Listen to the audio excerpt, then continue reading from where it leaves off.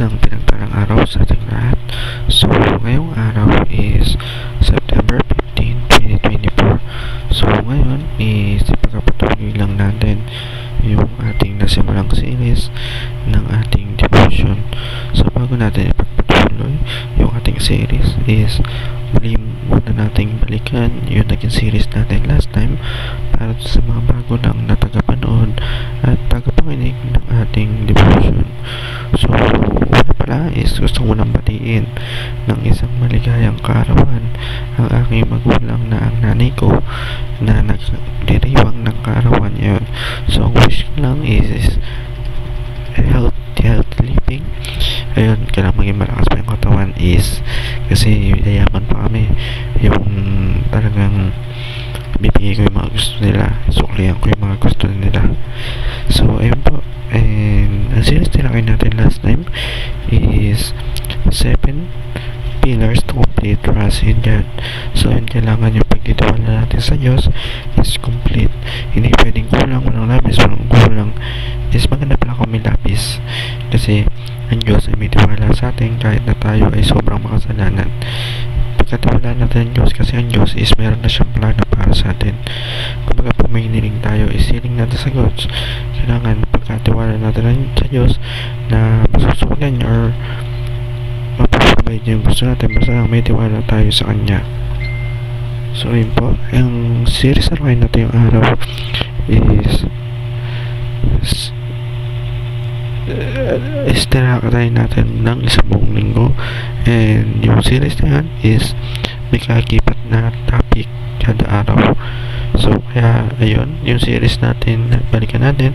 Kung naging series natin na topic is definition, define your God-given goal.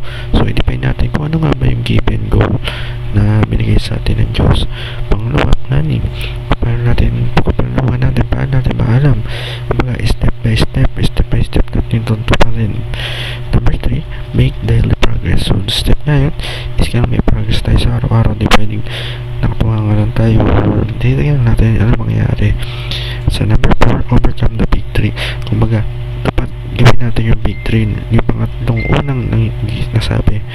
Number 5, faithfulness. God bless our faithfulness. So kailangan faithful tayo sa Kanya.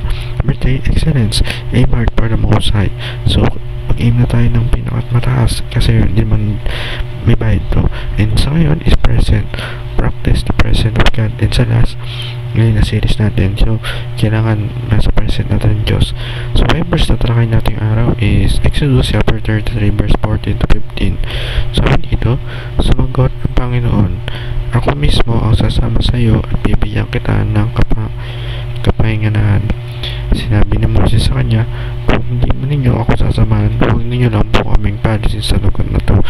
So sabi nga dyan, isang Diyos ang pahinga, kaya may guidance tayo ng Lord.